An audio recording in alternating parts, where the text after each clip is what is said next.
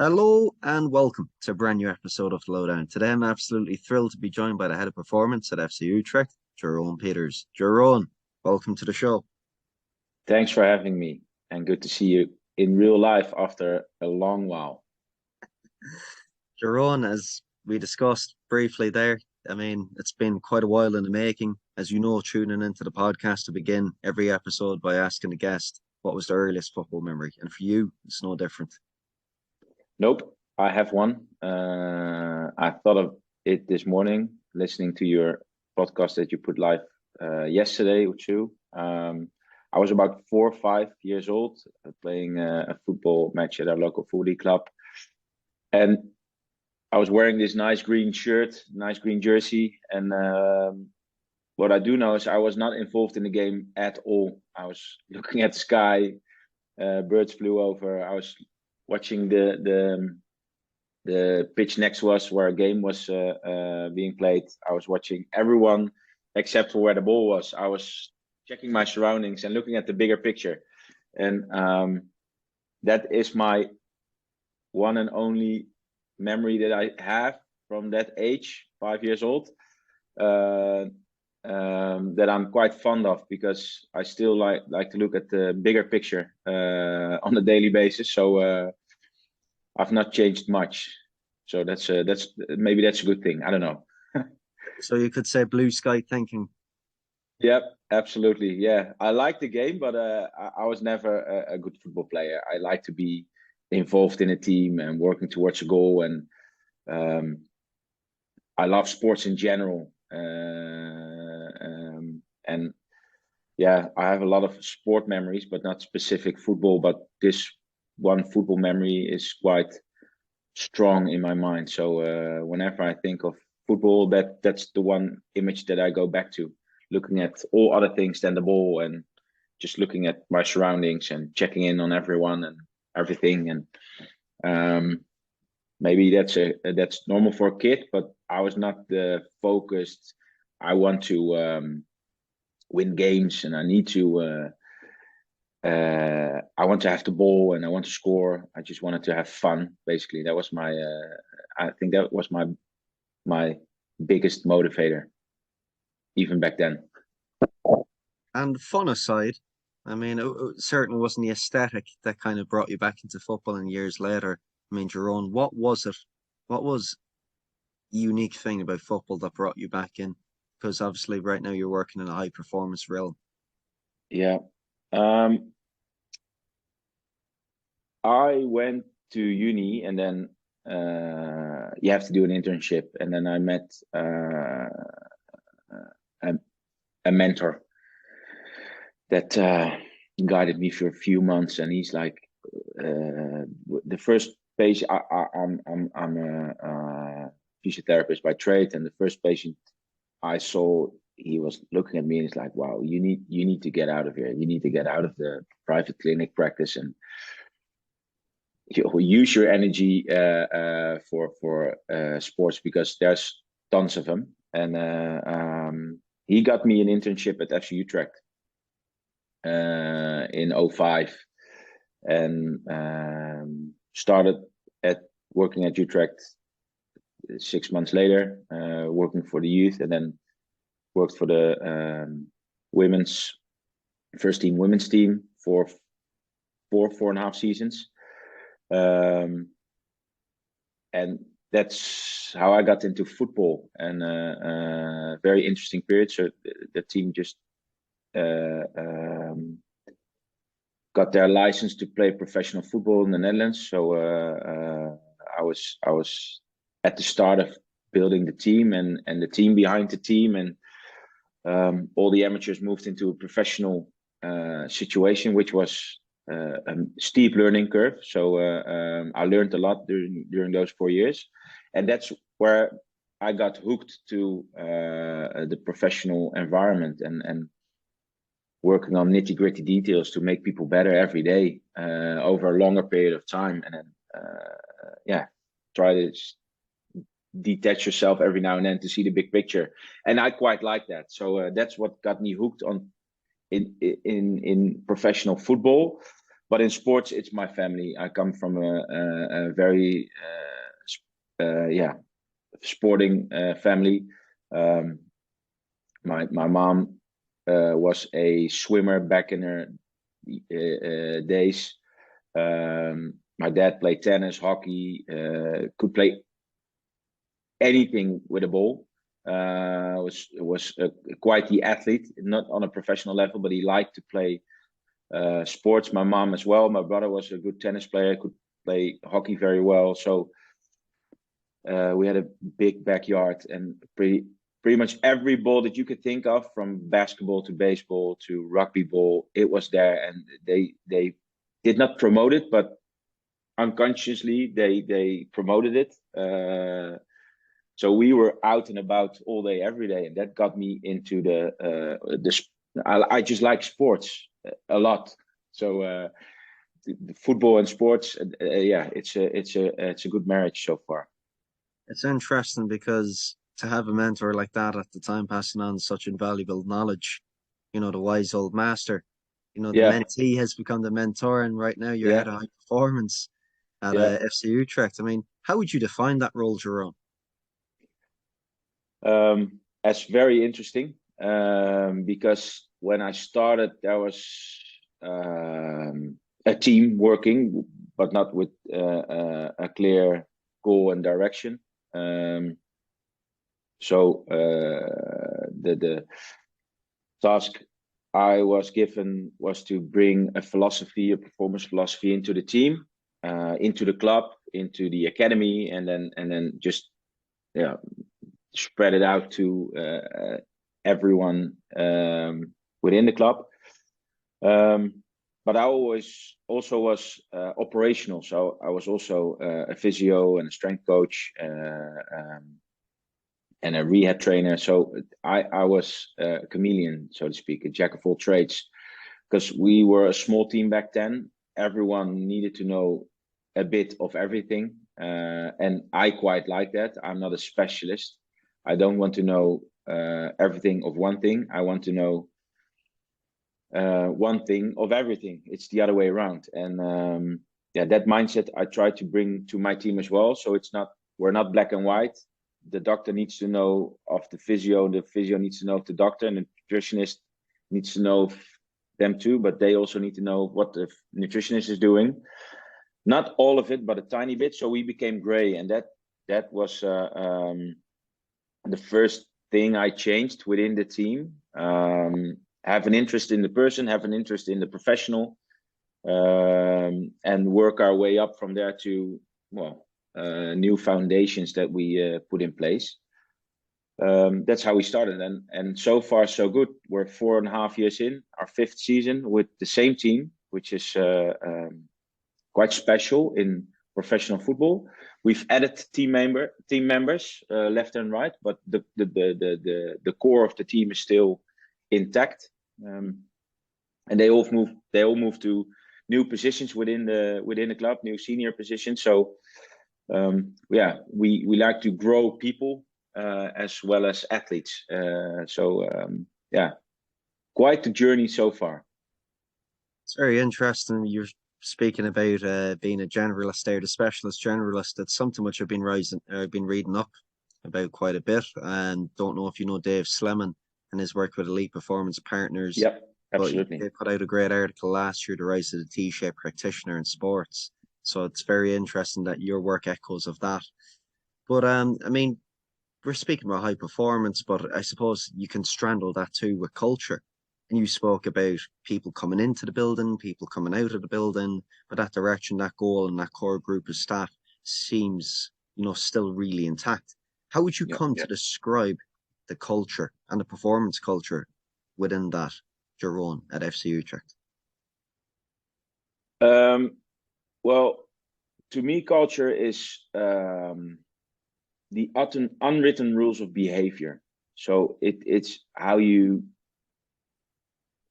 move in a club with your actions, and then it's the unwritten rules of the non-verbal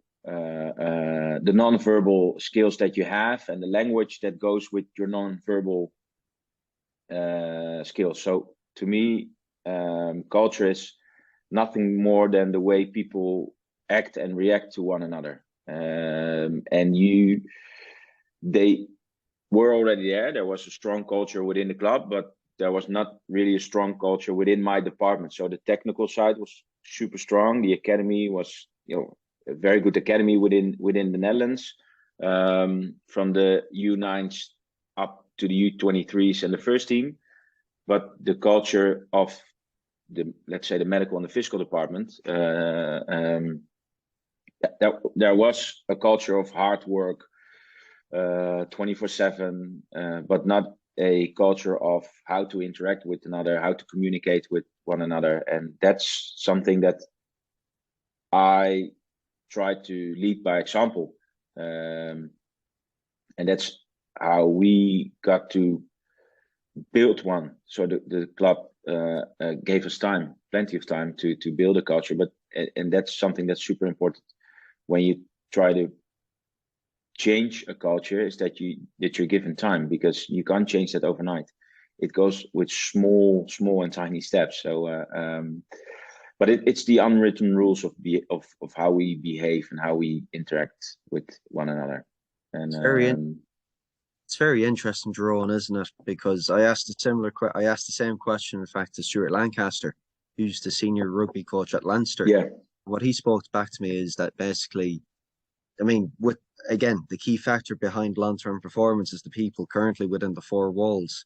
I mean, Stuart said you can break that down into three separate strands. And, number one being good people want to join your organization.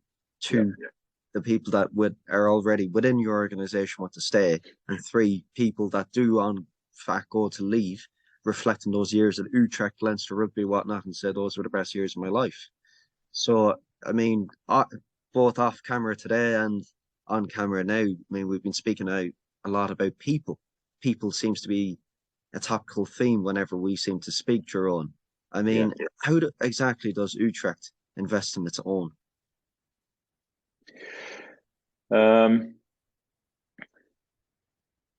By giving people chances to develop as a person and as a professional.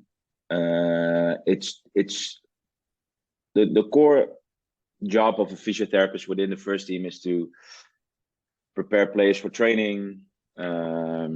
When they do sustain an injury, rehab them as efficiently and effectively as possible, as fast as you can, to avoid injuries by critical reasoning and logical thinking on how to prepare a player better for the next phase of his career, or for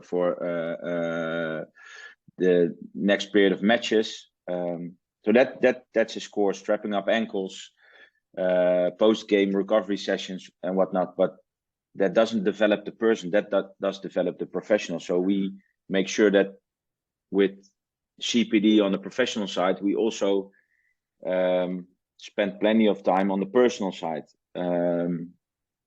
If some of them have been given a coach, so an outside mentor coach, to talk life in general, to talk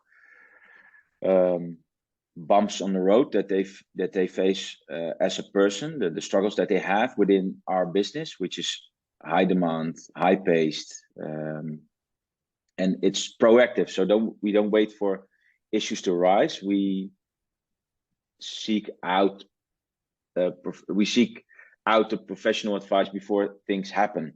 So that's how we try to develop our staff, or the performance staff in this case. And one thing we also started doing from the beginning is we do internal CPD sessions, not just on content of a physiotherapy issue or an injury of a player, or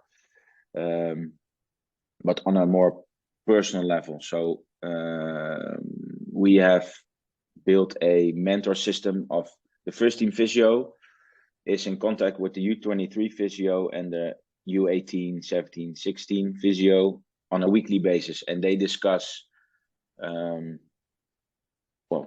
cases that they see in their team, but they also discuss, all right, what did you experience? What did you feel? How did you manage your negative thoughts? How did you manage your negative emotions? And just asking a question and then active listening helps to connect on a personal level, but also build strong connections on a professional level. And it's when a U17 physio joins the team, he's usually a young gun. He's fresh out of school and he's excited about wearing the badge and wearing the jersey and to work for a professional football club. But to us, it's I don't want to say it's work, but it's or just work. It's much more than that. It's about connecting with that person, and to them, the first team is like, wow, I can speak to a first team staff member, and then after 4 weeks, he's like, I'm speaking to a first team staff member, and it becomes completely normal. And then seeking advice and active coaching and proactive management of issues is much easier and much quicker and much more reliable in the long term.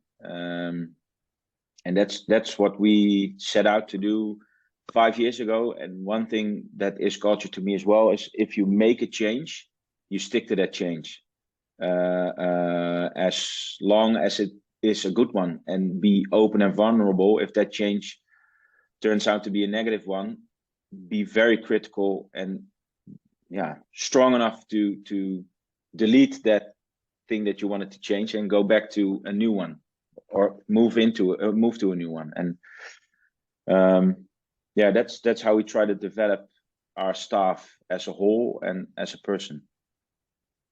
Absolutely fantastic.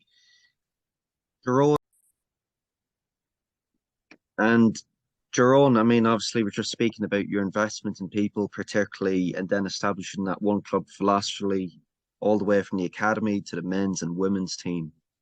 But I mean, off camera just before today, I mean, we were discussing, I mean, I have it written down here actually, grit gives you grip. Yeah. And the IT in grit, right, being interconnectedness amongst team members, the TB and teamwork. Can you explain a bit more to the audience and to everyone who's listening what exactly that means when it comes to team building? Grit gives you grip.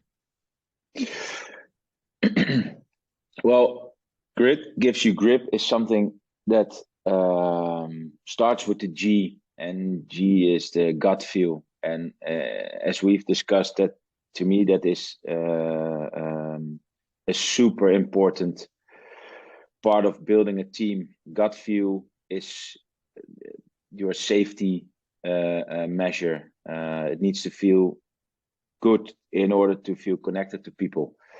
And it starts with gut feel. If you enter a room, you know, more people than me have done research on this, and mine is just empirical. But if you walk into a room, you can feel the energy and the temperature. And you walk into the dressing room, you're like, this is going to be a good day. You just know it because the energy is right, and that's your gut feel. You can't put a finger on it. It's the gut feel that gives you that feeling and that knowledge.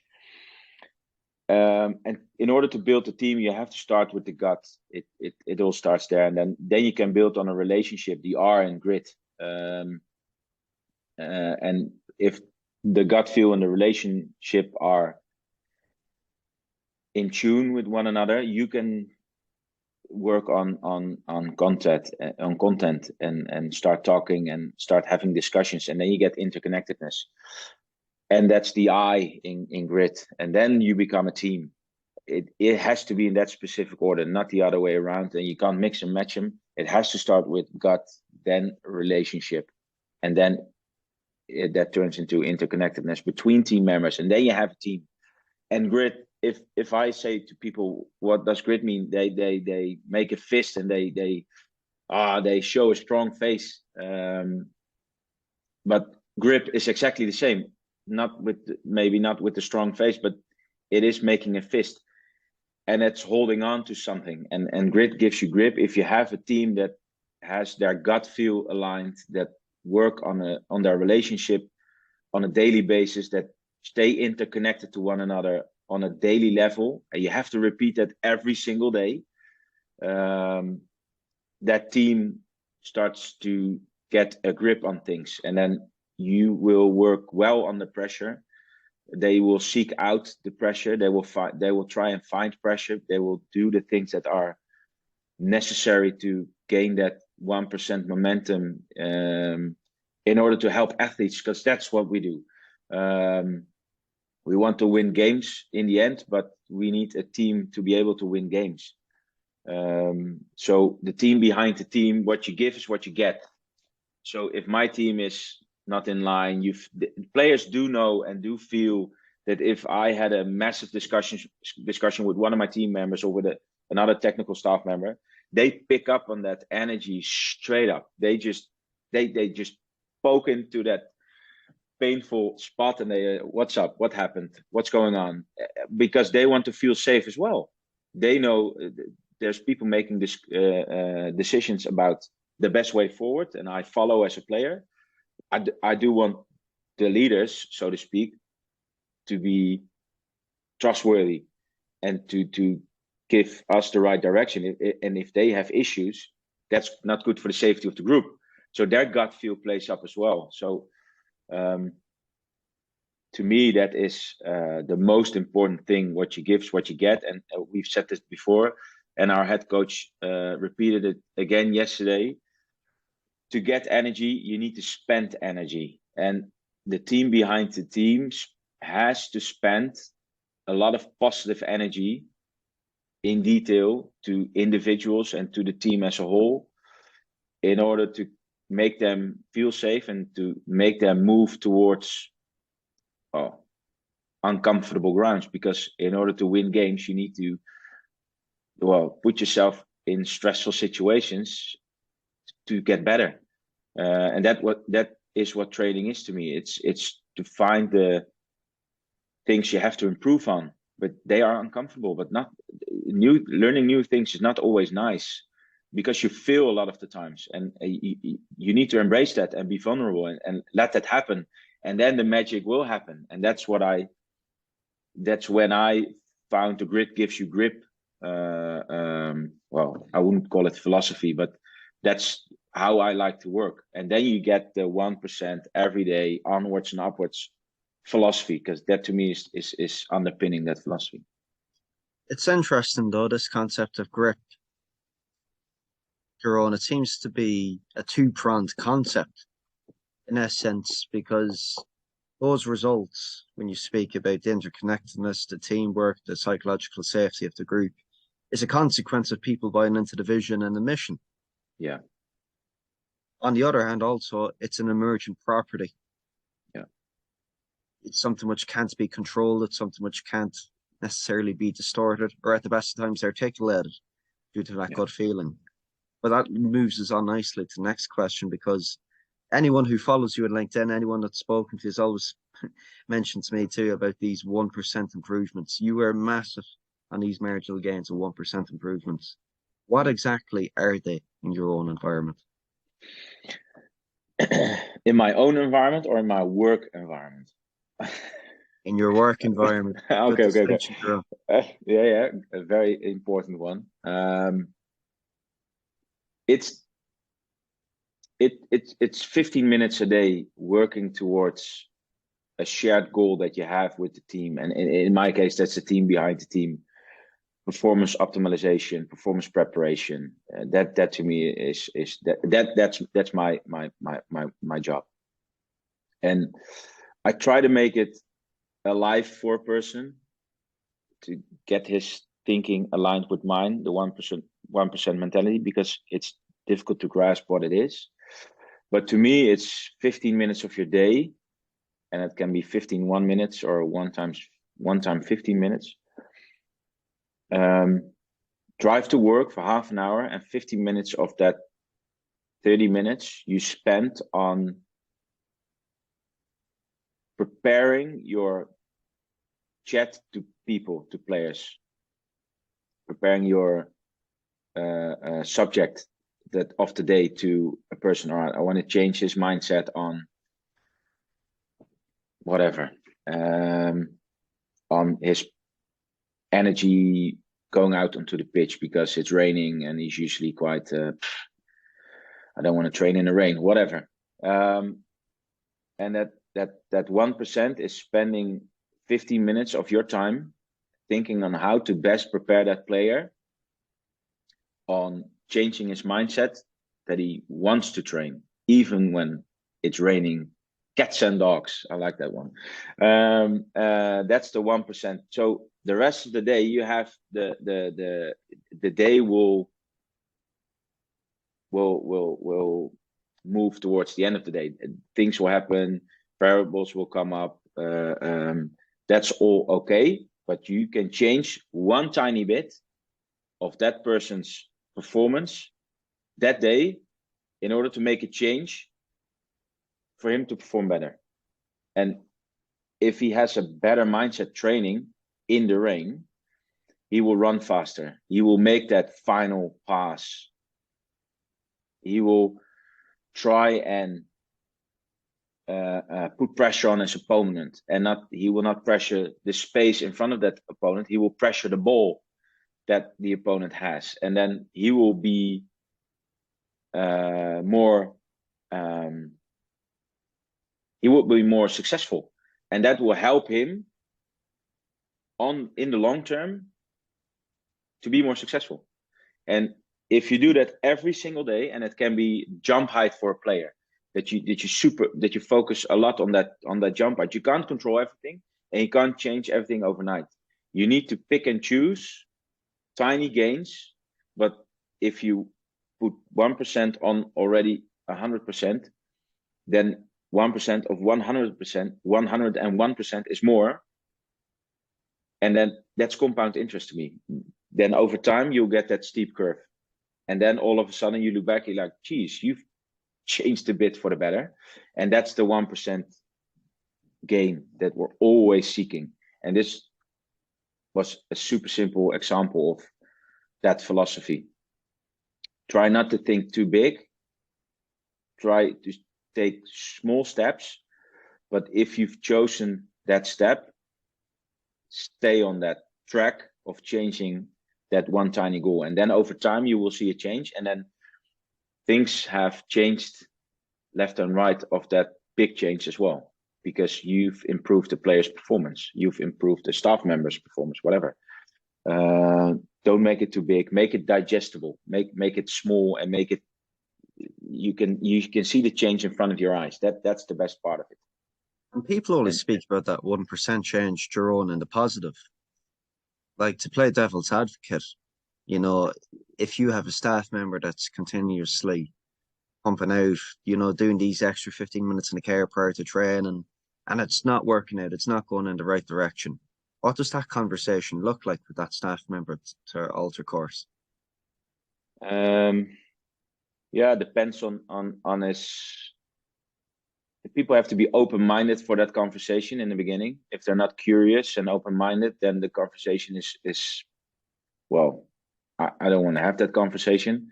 Sometimes the hard conversations are very important, but people need to be curious and open-minded. So open their mind first to the conversation and ask questions instead of you telling them what they need to change in order to find the change in that 1% philosophy. So open-ended questions work best. What do you think? Why do you think? Because I work with professionals that have a very good set of brains, that have a very good set of working skills and a good work ethic, and they have experience, and we brought them in for that reason. So they have good thinking skills as well. They can find the solution. I just open a few doors in their brain and see where they start to connect the dot and say, yeah, that's the one thing I have to change. And grit gives you grip. If you have grit as a team, it might be the case that he is not the best person for that task within the team, and we need maybe to change the responsibility from one team member to another, and that needs to be an open conversation. And you have to show no, I wouldn't say weakness, but you have to show that it's okay that sometimes you're not able to make the necessary change, or you're not able to find that 1% that you think you can change in order to help a player to become a better player or a better person, better athlete, whatever. So I wouldn't say that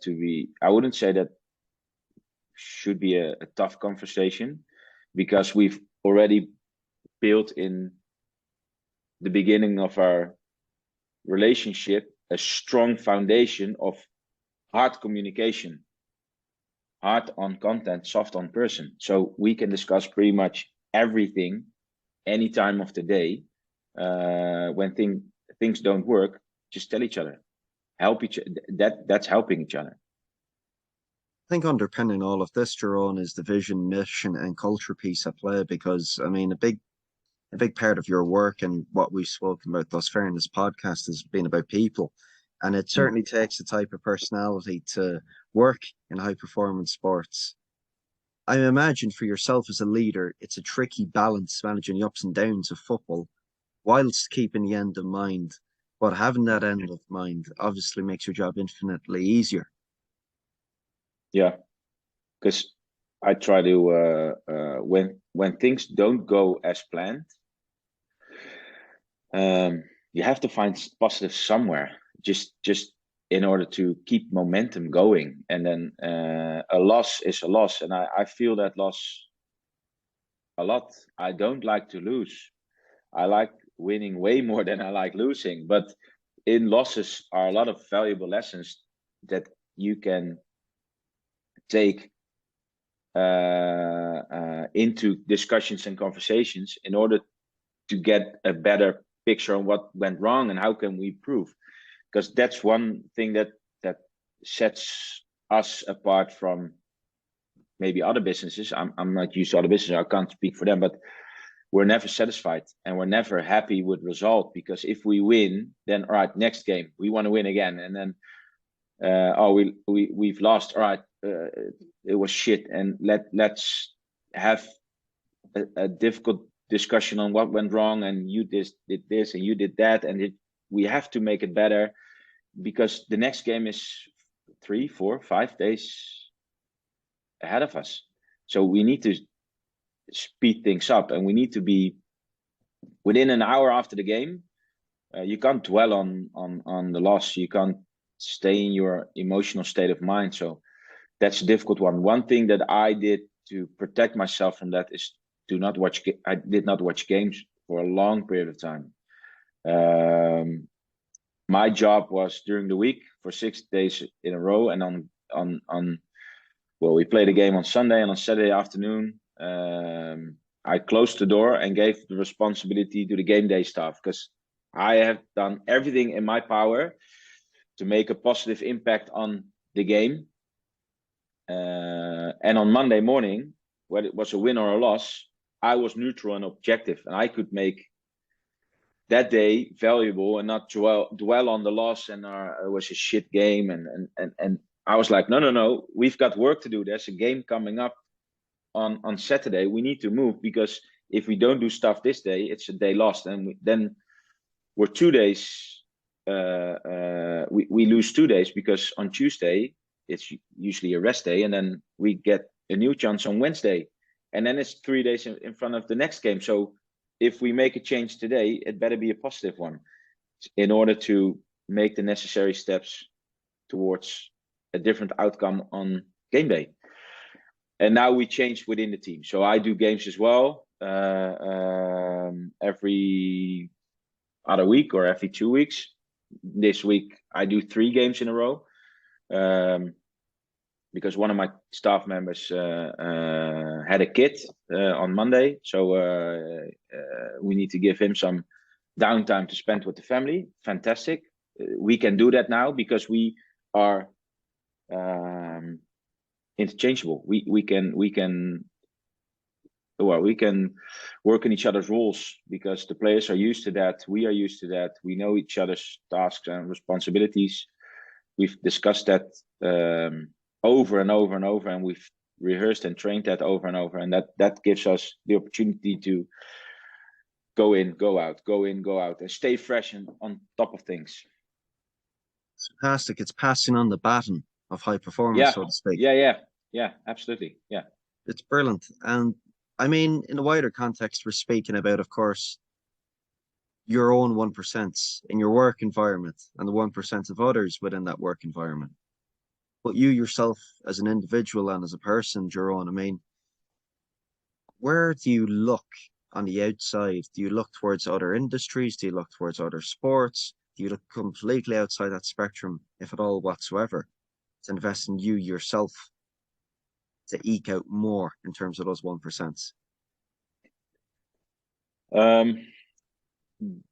By being a generalist, and by liking to have a big picture, I have interest in a lot of things, and that's not always easy because I have a lot on my to-do list when I want to find inspiration or energy.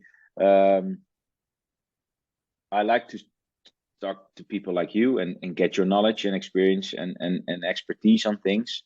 Experts in the same industry, I like to spend time with them. I had a colleague and friend over from China yesterday all day, and then he gives me so much inspiration, out of the box thinking, and he asked a lot of why questions, and that gives me a moment of reflection as well, which is nice.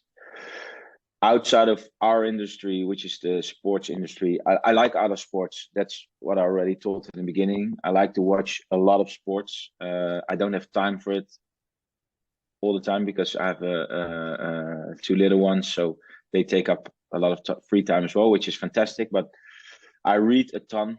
I listen to podcasts whenever I can,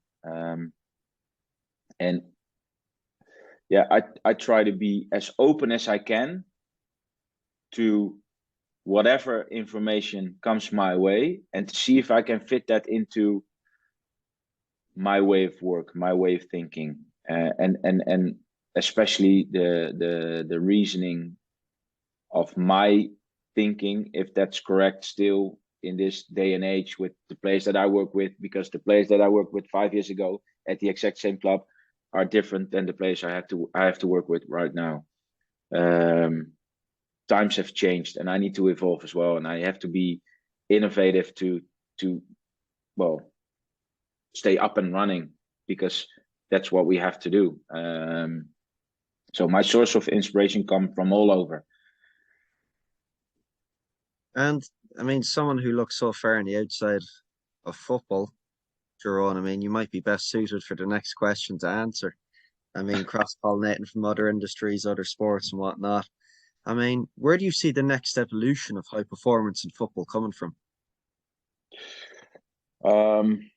Yeah, I think it's the specialists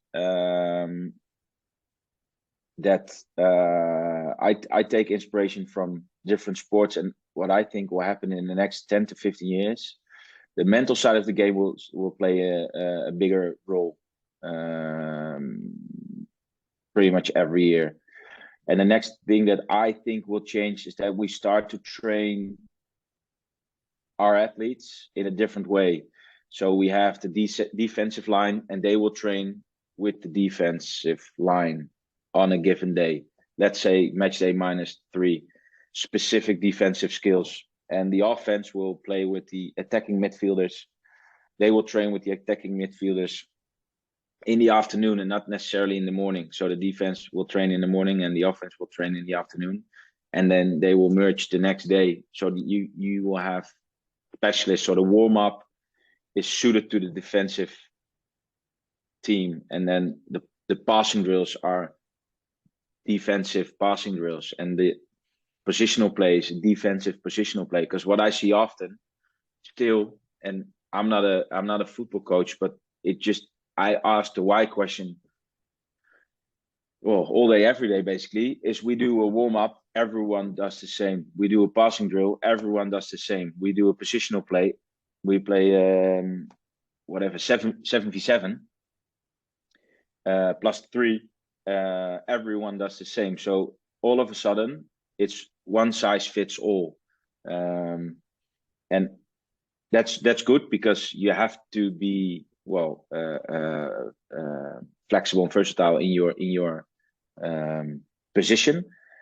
But I think it will become more and more specialistic. So the central defender, he will have more moments of individual and central defending training during the week, to prep him best for game day, because that's what it's a tiny fraction of the week now, and it will become a bigger chunk of the week.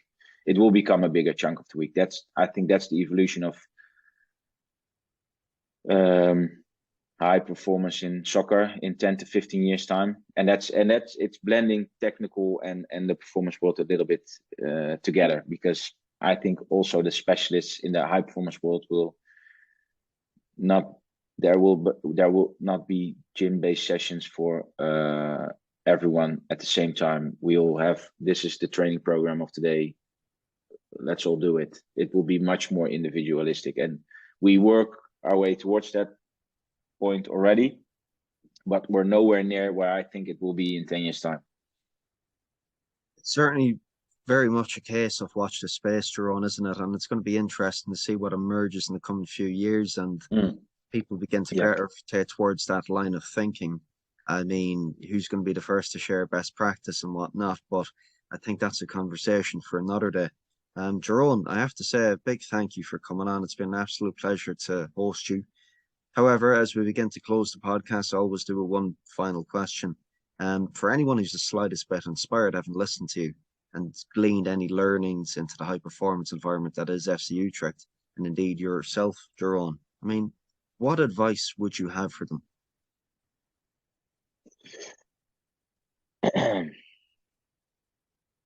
Try to find people that would like to mentor you, because that was my one thing that helped me the most. People that took me under their wing, and it's not easy to find one. But if you want energy, you need to spend energy, and it's the same with your journey so far. You have to put in the hard work, and you have to put out the feelers, and you have to invest in your network to find that one person that can help you and guide you through, because it's a bumpy road sometimes, and you meet fantastic people, but you also meet some not so fantastic people, and in order to stay on track, it's good to speak to someone every now and then and ask them a few questions, and I think that's the biggest one that I would give people, and try not to make it too big.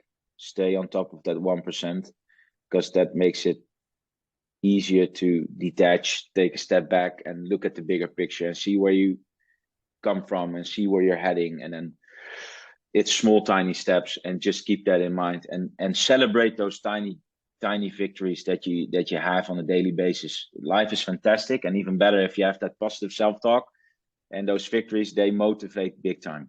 They truly do motivate. And if you say what you want to achieve and speak out loud, you hold yourself accountable, because people expect then you to do it. So that's a scary thing, but it's a good thing. Jeroen, some absolutely cracking advice to close the show. Thanks so much for coming on. Hopefully you enjoyed it half as much as I did recording this. Absolutely. It was a massive pleasure, and I felt honored being on this show. Thanks for that, Connor.